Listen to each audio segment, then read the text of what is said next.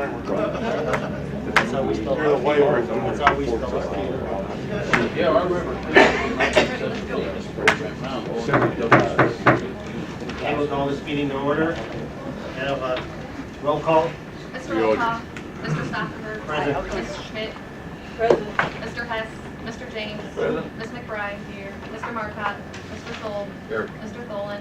Here. Mr. Trick. Present. Mr. Washington. Present. Mr. Witten. Present. Mr. Cruz. Mr. McClare. First time new grandpa present. First time new grandpa present. Congratulations. See it in his face, it's good you would. Did no one sign up for public comment? Being elevated. Is there anyone in the audience that has a public comment? No one signed up? Thank you.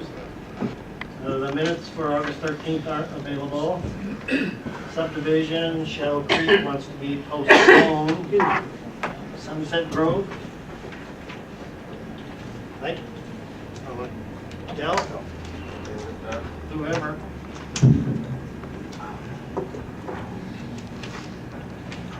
Should have changed it.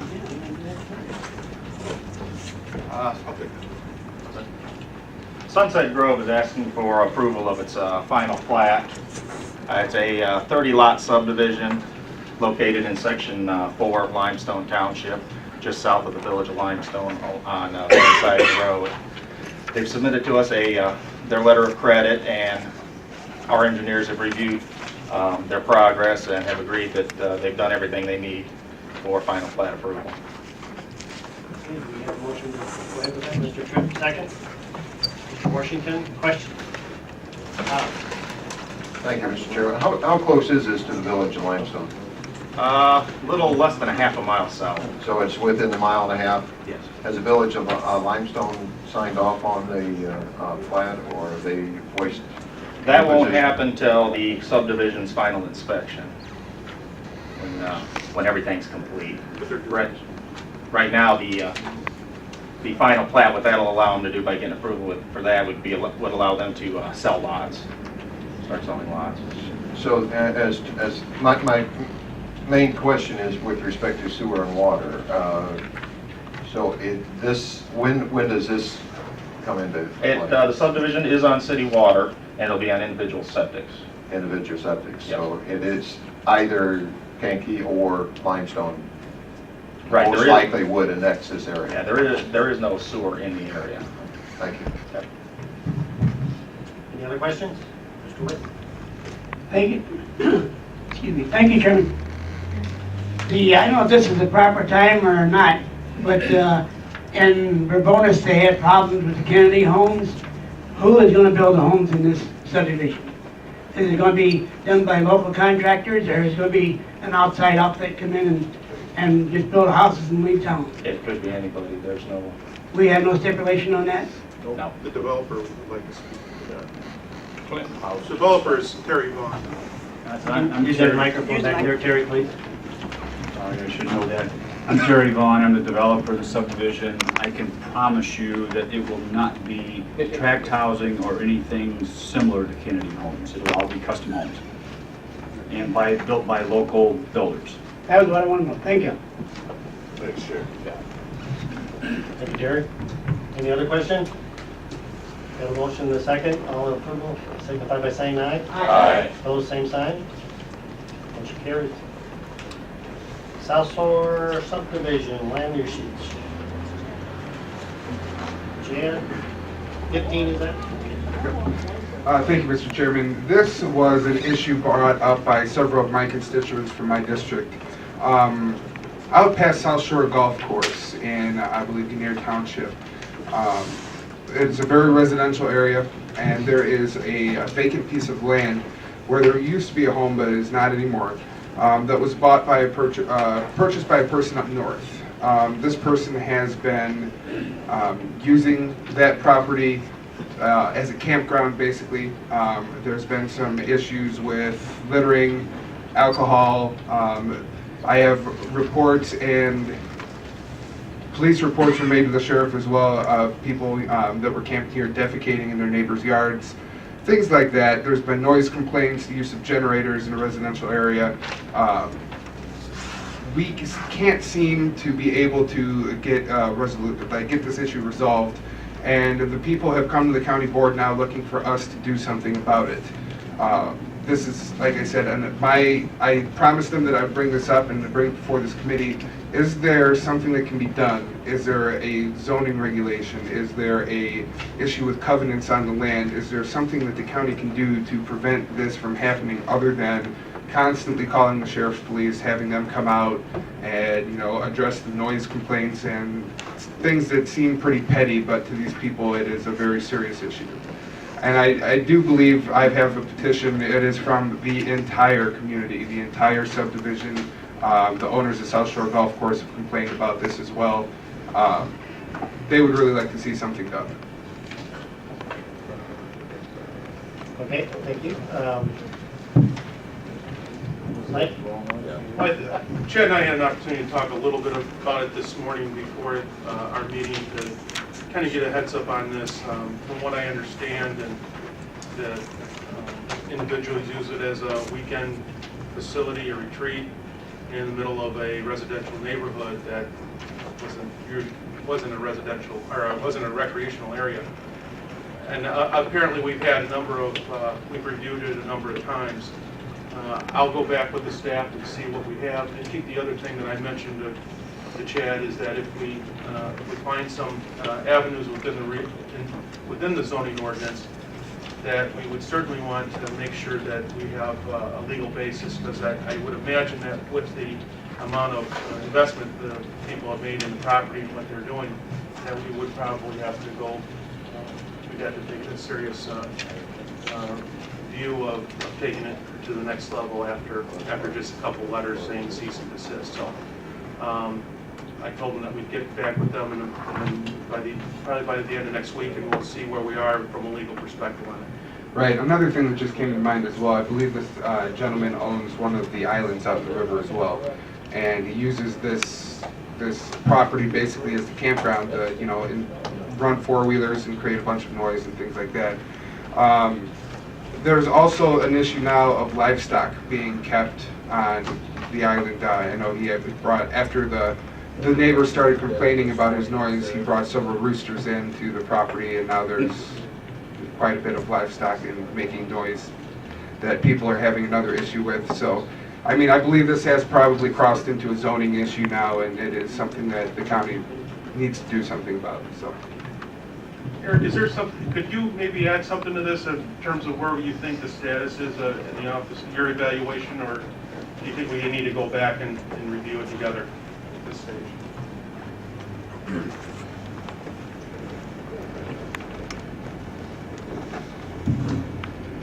That's the first I've heard of the livestock issue. Yeah, that's what I heard, yeah.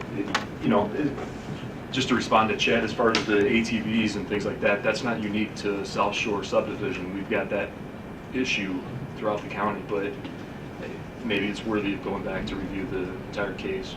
Okay, and then we'll have something by next Friday for you, Chad, okay? All right, thank you. You should have chicken for Sunday dinner. Well, they took open season. Okay, planning, Delbert? Says Delbert. This is just an announcement, and I'm very proud to be able to make this announcement. Over the course of the last 2 or 3 years, I've been encouraging Del, and Del's taken it upon himself, so he really didn't need any encouragement. But as he has worked through his profession here for the last 20 years or so, 18 years, wow. He has progressed through his through the planning profession. He's accepted more responsibility. He's taken on projects that have, I'm glad to say, having completed, and we see the fruits of that labor today. To kind of bring everything together on an individual professional level, we had talked, and I encouraged Del to pursue the certification, the planner certification, national planner certification, identifying individuals who have reached a certain level of competency and and ethics in this profession. And I'm happy to say that after one exam, Dell has passed the AICP, so now we can put the AICP at the end of his name. I think it's a very, reflects very well on Dell's knowledge of the planning issues. It, refortifies his commitment to the profession, and it's something that I think as a county we have to value. So I wanted to make that announcement and congratulate him in front of the board.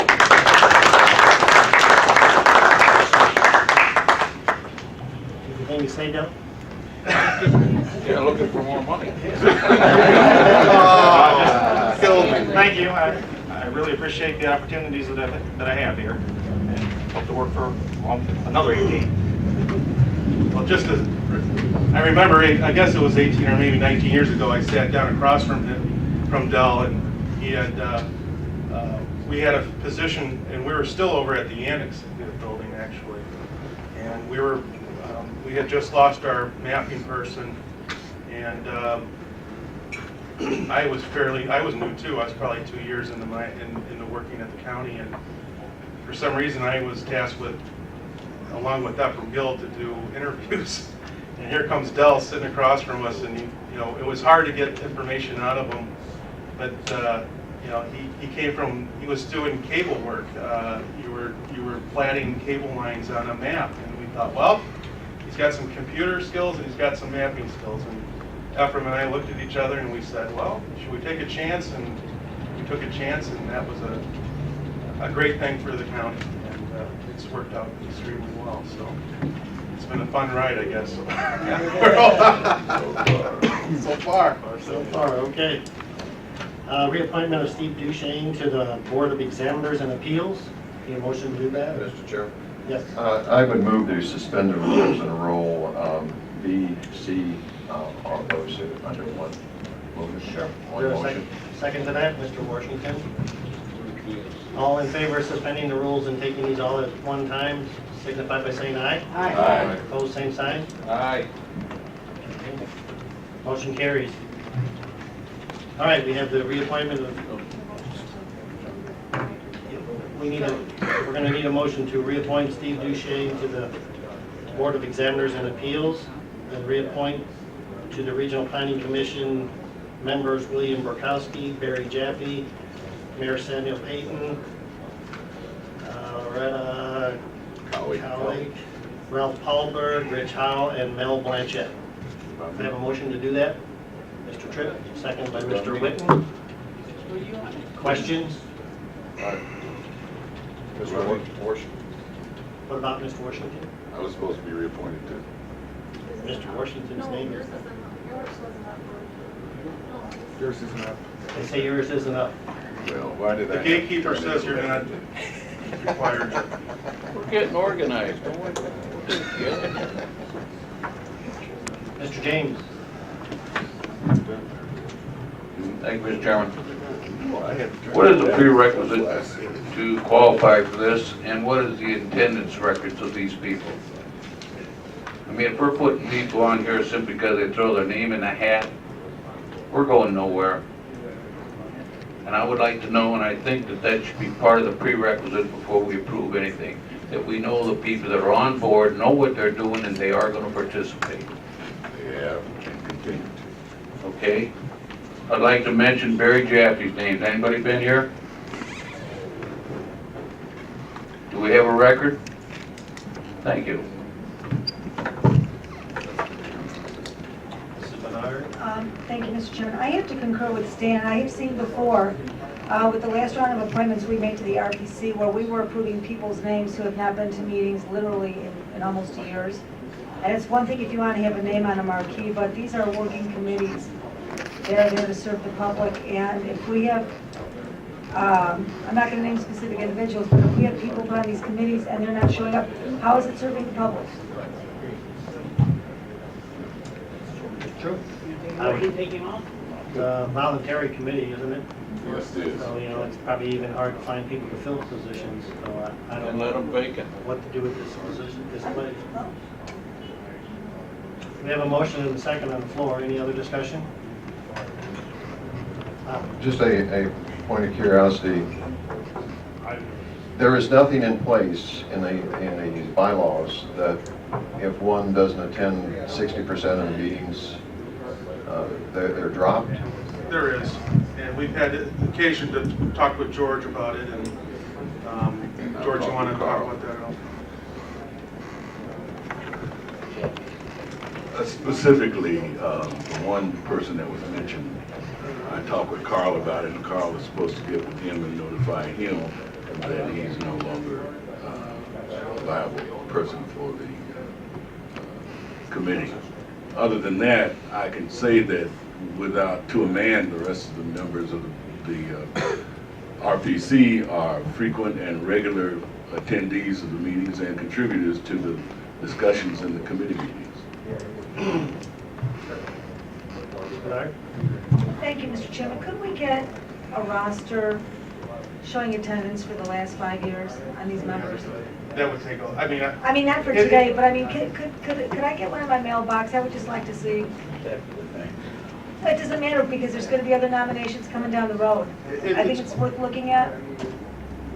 I don't think it's going to say anything that's not going to surprise you. Well, it's not an issue of surprise. It's an issue of who is coming to the meetings, is the public being served? And I would like to put in my mailbox in the next 3-4 weeks. I think that's plenty of time. If we could, and as far as if there's openings, put it out in the paper. I'm sure you'll find volunteers to step forward. We have done that. But I would do that again. I mean, we've had vacancies before, not that, because what's the difference if you have a vacancy or somebody who doesn't come to the meetings? It might as well be vacant and have someone else step up to the plate. But I would like a roster for the last 5 years of the list of the people on the RPC and the number and the meetings that they've attended. Can we just do for 2 years, and then if we can, we'll just do initial 2 years, see how long that takes, and then All right, because we then got we all can the go back. All subcommittee right. meetings, we got we got special meetings, we got Right. things like that. Let us do 2 years, Right. and then you can. All right, so with 2 years, and then I can go back and get another thing. If it Because looks. I don't want to get into personalities, but I mean, the bottom line is you don't put people on these boards just so you have a marquee name on there, or you think it's going to get you some political favors. You have to get people on there that are going to fulfill the roles that they're intended to. Thank you. Karen? Thank you, Mr. Chairman. Why are we voting for someone who steps have already been taken to take them off? Should we remove them from the list and just vote on the others? Well, he has approached me and said that he wanted to reapply and that he would recommit, he was recommitted to participating. I'm just telling you what he has said, and since then, with his term being, his term being up, so I'm sharing. Saying with you. this is, we're giving him one more chance? that would be up to you. And then the attendance rule within the bylaws will be enforced? Okay. Mr. Howell? I just want to make sure the committee is aware that the enforcement of that bylaw is not from the Regional Planning Commission, it's from the county board. I believe that Carl has been asked to send him a formal letter, and that's where we sort of fall apart in this system. We don't have the authority as a Regional Planning Commission to exclude, disbar, remove a member that was appointed by the county board. That's a county board decision and choice to make, not ours. Thank you. Karen? And then this information needs to be brought to the committee, if that's an issue, and then we'll take steps. I mean, this committee can do it. I mean, so we need to be, so. Tim says do it right now. But I think if a second chance has been offered, then we probably should follow through with that. Well, Thank you, Mr. Chairman. From what I'm hearing, I think the motion which I made might be premature or inappropriate. So therefore, I would withdraw. I can't withdraw. We've already voted on it. But I would move that, I'm trying to think how you would phrase that, rescind that. I would think you would have to make an amendment to the motion. Make an amendment to the motion. All right, then let the amendment stand that we vote individually on each of the reappointments to the Regional Planning Commission. Just the regional planning? Just the Regional Planning. Is there a second to Bob's amendment? Mr. James? And question on the amendment? Since you're doing this on an individual basis, what I would recommend is whenever a reappointment comes up for the RPC, that person's attendance record be a part of the packet. Since we are the ones, as Mr. Howell said, we have the authority to appoint and remove, I would highly suggest that you start making that a part of each individual.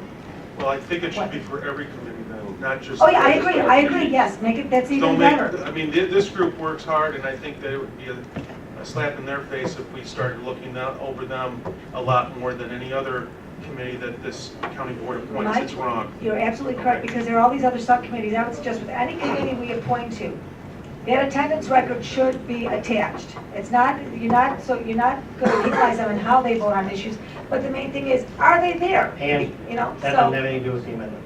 well, it does, because if they're going to do this down the road, make sure that that's attached. Okay, so we have a request amendment to the original motion to do these individually. And a second. All in favor signify by saying aye. Aye. Opposed, same sign. Okay, we're back to square one. Reappointment of Steve Duchesne to the Board of Examiners and Appeals. Is there a motion to reappoint him? By Mr. James, second. By Mr. Cohen. All in favor signify by saying aye. Aye. Opposed, same sign. Okay, reappointment of the Regional Planning Commission members, William Burkowski. Is there a motion to do that? Mr. James, second by Kelly McLaren. All in favor signify by saying aye. Aye. Opposed, same sign. Okay, reappointment of Barry Jaffe to the Planning Commission members. Is there a motion to do so? Is there a motion to do so? Would we need a motion to not reappoint him? No, nomination fails for what? Okay. No motion to reappoint Barry Jaffe. Mayor Samuel Payton, is there a motion to reappoint him? Mr. Whitten, second by Mr. Scholl. All in favor signify by saying aye. Aye. Opposed, same sign. Loretta Coward? Coward. Is there a motion to reappoint? Second. Mr. Tripp, Mr. Washington. All in favor signify by saying aye. Aye. Opposed, same sign. Ralph Paulberg. Is there a motion to reappoint Ralph Paulberg? Mr. Washington, a second? Karen.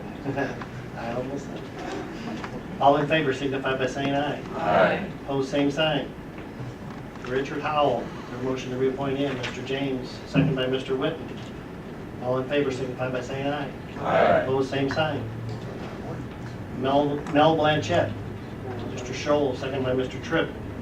All in favor signify by saying aye. Aye. Opposed, same sign. All members are reappointed except Barry Jaffe. Motion carries. Motion's carried. Okay, old business, Economic Alliance Service Agreement. Yes, Kelly? Appointment of county board member. Oh, reappointment of a county board member? That will be done by Mr. Cruz. So in Mr. Tripp's replacement. I would just probably say if any board members are interested in the position, right, George, that they make you as chairman of the RPC and also Carl aware of their interest to participate. We have full RPC meetings once every other month, and we have committee meetings as well on the opposite months. Right now, we've got two subcommittees. We've got the Land Use and Transportation Subcommittee, and we also have a Community Development Subcommittee. So that's where we're at right now with that organization. Okay. Their annual dinner, by the way, is next month, I think, September 23rd. 23rd, and everyone will be invited to attend. We're going to be, as a guest speaker, we have Bruce Knight, who is the planner for the city of Champaign, and I was making sure that's right. Rich, you didn't stand up when I said But, you know, Champaign has a number of issues that are similar to what we're going through right now. They've got interest in infill and redevelopment of their downtown areas. They have a new interchange that's just built along I-57, which they have had the opportunity to plan for and anticipate how the type of growth and development that will happen around that. So we thought it was very timely that he come in. Bruce is also highly recognized as one of the top planners in the country, and he's on many of the boards, planning boards that are national planning boards. So I'd anticipate a really good presentation, and I hope that everybody can attend. And they should notify Michelle by the 12th. Did they did they come in the 12th, Michelle? RSVP by the 12th? Economic Alliance Service Agreement. Okay. What I have today is a presentation with regard to the Economic Alliance and consideration of an update of the current service agreement that is between the county board and the EDA. And we want to go through that a little bit here. As many of you are aware and understand, the Economic Alliance is a public-private partnership forged by the participation of the EDA, the Economic Development Association, along with the county. That service agreement was passed in July of last year, and the Executive Board of Directors is comprised of 7 private sector EDA members along with 7 county board members, and I think we have a number of them here today. Leo, George, Jim Vickery, Bob Scholl, and Kelly, by the way. And Sherry. And Sherry. Jeez. I can't see you through that microphone. Funding for the program is through the county and the EDA. Now, as I was evaluating this presentation, I had to go back and look historically at what the county has been doing over a period of time to establish its foundation for policy and getting involved in the realm of economic development. And as I go back and look at the route that we've taken, this isn't just something that happened overnight.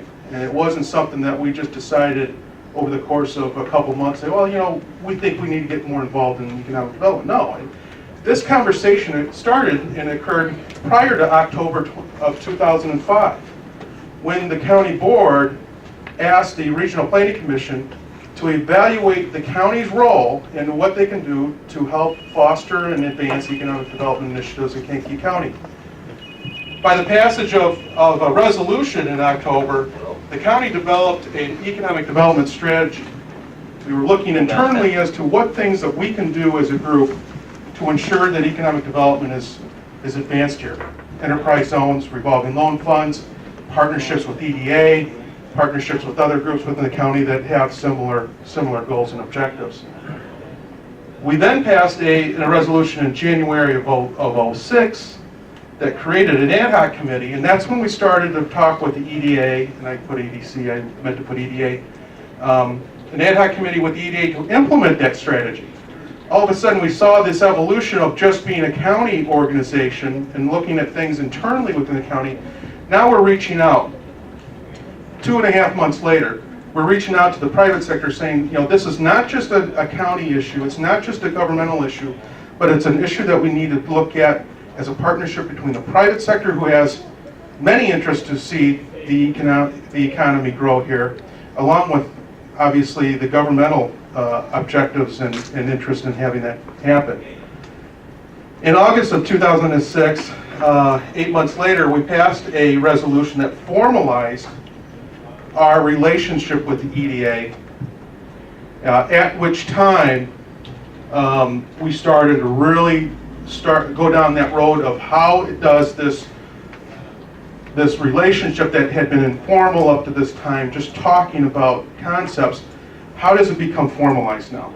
Okay, Bob, you probably remember this because we've had many conversations with regard to that. But that is when we started. August of, so 2 years ago, we started looking at that with Joe Franco, who's the chairman of the Economic Alliance. He's here in the back. But that's when we started to really come together as a community to look at what we can do countywide as an organization and do it in partnership. Okay? September of 2006, we passed a resolution to hire an economic development manager. Am I right there? Yeah. That had been done prior to getting some of our ducks in a row in terms of the relationship we had between the public and private sector. So we kind of pulled back on that until we finally, in July of 2007, a year ago, passed the service agreement that does two things, in my view. Okay, it outlines the expectations that you as a county board and the members of the EDA have for this new organization, and it formalizes the agreement both on the funding, but also operations of what this organization is about and how we're going to be measured for success. Okay?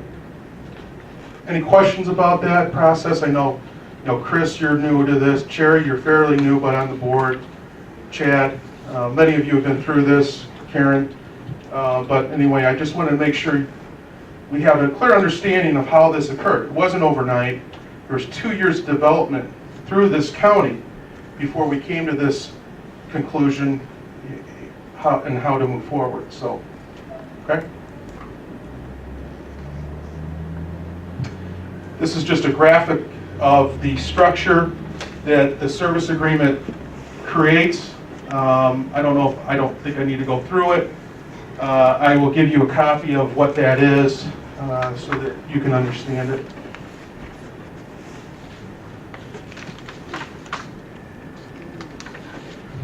Last year, we created a 3-year strategic plan for the organization. That was obviously in conjunction between the EDA and the Alliance and the county board. We had a consultant, Adam Prager, help us in the development of that. Items that we really were focusing on is attracting new business, building a countywide retention program, I think this is very important because I think this gets overlooked, is being a countywide clearinghouse for economic data. It's something I think that gets overlooked quite a bit, but it's something that I think is very vital.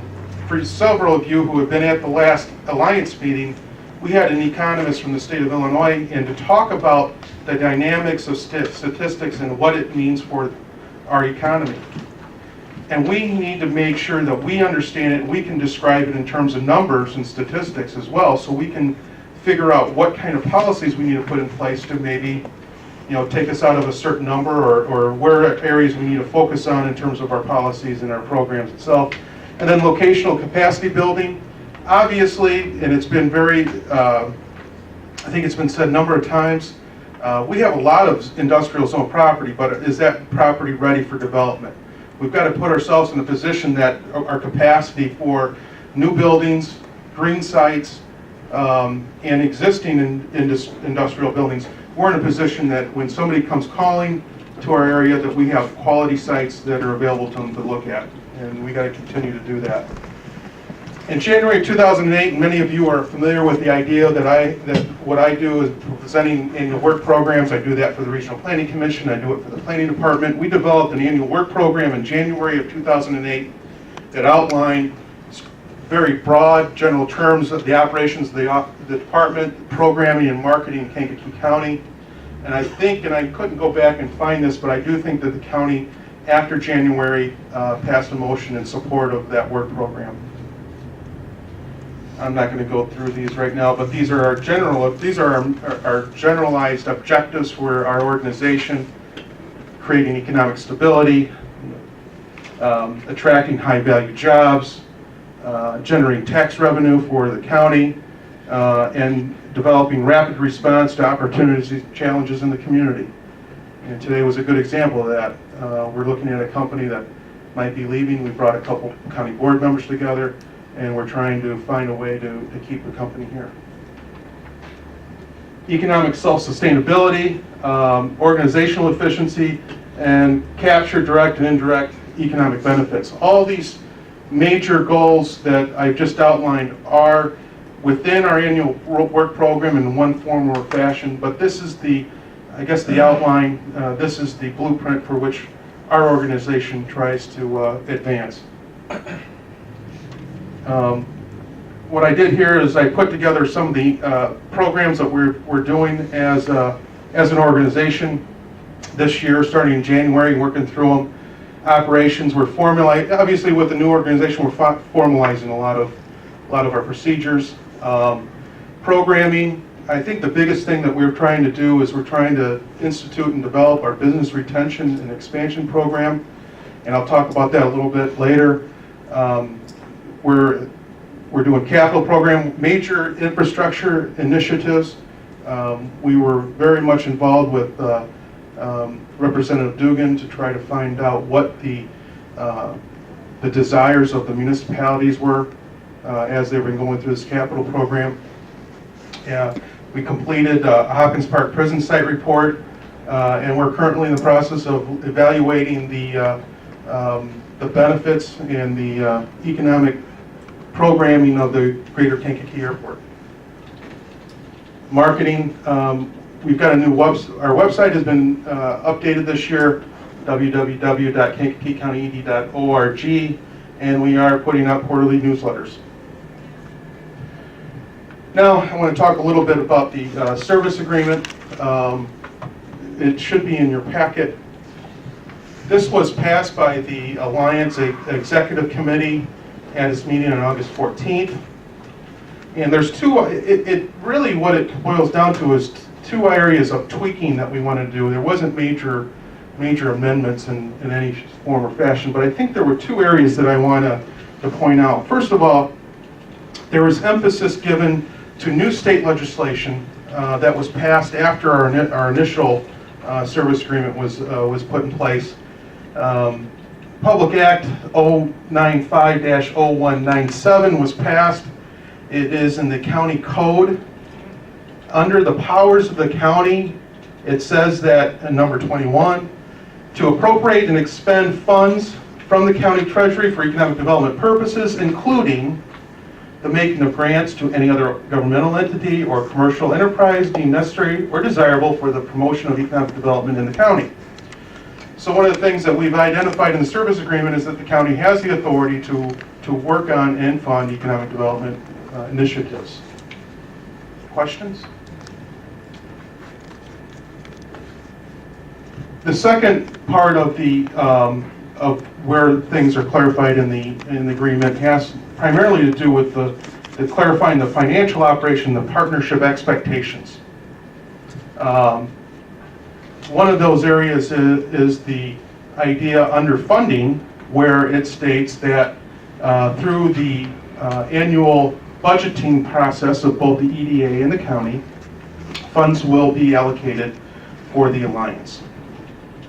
And we've also identified through the new amendment to the service agreement the identification of the process to create an operating budget. It wasn't spelled out clearly in the first one, and we've identified it very specifically so that when our fiscal year, which I believe will be December 1st, we'll have an operating budget that will basically commingle private funds with the county funds, so you can see where they're going. It's not that you can't now. Obviously, you can see where every dollar is going. It's no secret, but we will formalize this process so that we'll make sure that there is the operation budget per se that we're talking about. Any questions?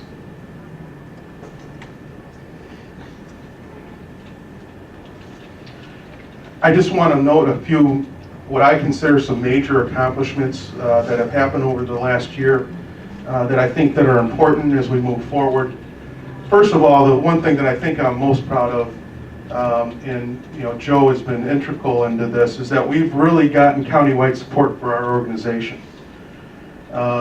When we knew that we were going forward with our program, we've had as many as 10 mayors, 11 mayors, send us in the last 2 months letters of support for our organization that have said that we are providing them value to the efforts that they have in their community. I think that's extremely important. We've got them from Momence to Herscher, from Mantino to Shabans and Kankakee. and Hopkins Park, Sun River Terrace, all along the line. And I think that's important. And I think that is something to say about an organization that's only a year old, that there is that acknowledgement that we are doing something good for this community. We've created our website, we've done our newsletters, we're doing our marketing publications, and I do want to give you one that just came out this month. This is in the Illinois Real Estate Journal. And I think it does a good job talking about our community and acknowledging the Alliance and the other groups that are working on economic development in the county. I want to talk about our business retention and expansion program, and I want to highlight that just a little bit here. As I said, but also in the annual work program, you and the Alliance and the EDA said that the #1 priority of everything else that's outlined in our program for the year is to do our business retention and expansion meetings. Meet with our existing local businesses, major employers. A lot of studies that show and indicate that 80% of new job growth is from our existing employment base. So it's extremely important that we continue and we foster these relationships with the existing businesses in the county. So far this year we've done 20 with our major employers. As I started to go through the list of our 20, those 20 companies employ about 7,200 people in our community. And something that I'm very proud of and very excited about is that of those 20, 6 companies have come back to us after we've gone out to them and we've identified ourselves as somebody that can help facilitate their work, what they're doing there. They've come, 6 of them come back and said, Mike, I think we're looking at doing some expansions. Can you help us? And we're in the process of helping them. And as I just jotted down the numbers of what they're talking about, we're talking in the next 2 to 3 years, capital investments of $110 to $135 million for this community. That's huge. Now, if this organization wasn't here to help foster that and provide the assistance, there isn't one, okay? There isn't going to be, there isn't one that can do this, okay? Other special projects this year, as I said, the airport master plan, the Pembroke prison report. We've expanded the enterprise zone in the Bradley area twice.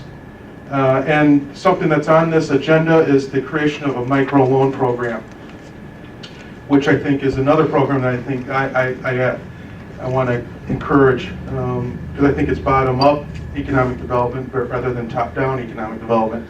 And lastly, we are going to be bringing out a major new initiative. I can't announce it yet, but it is going to be something quite exciting in one of our major sectors over the next 20 years that we see the most job growth, and we're going to roll that out over the next couple months, as long as you guys approve a service agreement. If there isn't one, then I don't know what I'm going to do. But anyway, just lastly, I want to give you a little bit of information from a survey that I have in my office. The Illinois Development Council is an organization in Illinois that most economic development professionals belong to, if not all, and they commissioned the Northern Illinois University to do surveys of trends in organizations. And the last one that was done was in 2005. And just a couple things that I wanted to mention. 47% of the responding organizations indicated that their budgets were between $50,000 and $500,000. 42% of respondents had budgets from $500,000 and greater. So, it's starting to get to be a real business here. Sources of funding. I thought this was interesting. In 2002, when the original, when the most recent study was done, before 2005, showed that there was about 33% of the funds of these organizations were coming from government. Okay, 33%. 3 years later, it's up to 37, 38%. So it's growing from the governmental side, okay? Not saying it's all, but it is a major portion of their budgets, okay? And lastly, professional staff, 70% of the respondents, and that's, you know, quite a majority, indicate that they have 1 to 3 employees. I always look at the model in Grundy where, you know, Grundy is about half the size, but they have about 6 people on staff. So that's just one of those things that we're looking at. We're seeing what others are doing. What are some of the trends going on in terms of funding, in terms of organization, in terms of staffing, and that sort of thing. So I wanted to give you that little bit of information, and that's it. Joe, would you like to make any comments? You do too good of a job. Any questions for Mike?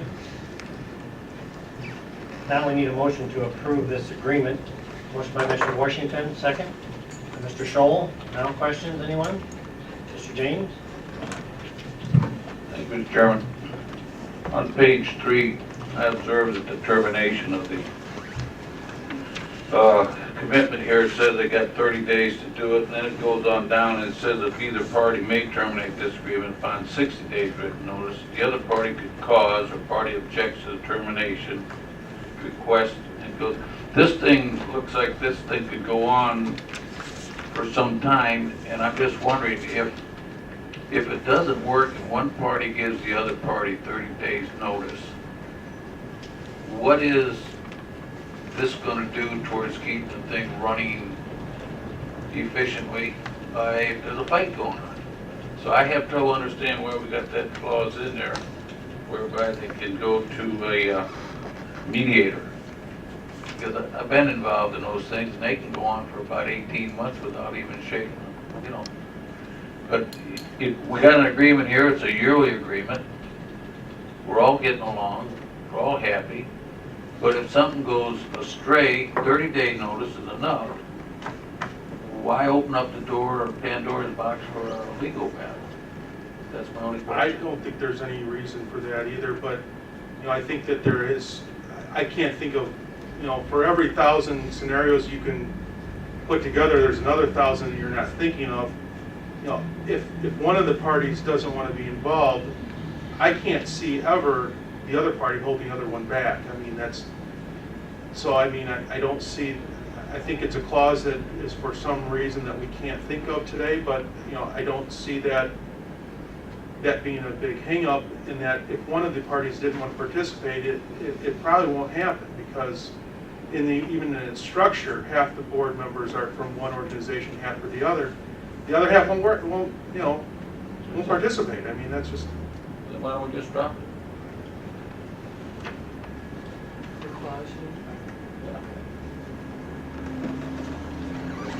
I would, you know what I would do, Stan, is that I could take that under advisement before the board meeting, okay? And I'll look at that. Mr. Scholl? Yes, was this agreement was scrutinized and advanced out of the state's attorney's office, was it not? As far as the They've had some legalities. they've evaluated, and I think that, you know, they'll take it from here as well, because what you know, obviously, it's one of those chicken and egg things, Bob, if, you know, we might send something, but we might have some tweakings done here. But yeah, they've had it, and, you know, we'll dot the Ts and cross, or dot the Ts. We'll dot the Is and cross the Ts after today. Dot the Ts. Okay? Yeah. I think the clause is put in there more for the county than it was for the private sector. And I think Jamie felt it might be necessary in the event the law changes or things that might come up that we don't understand yet, because this is somewhat a hybrid. And I think he put that in there for the county, not for us. So he's the one that you might want to talk to about that. Okay, I'll take it under advisement, Stan, and I'll get back to you. Okay, we have a motion and a second on the floor to approve this agreement. All in favor signify by saying aye. Aye. Opposed, same sign. Motion Thank you. carries. Revolving loans. That's the, Is there money involved in that? no.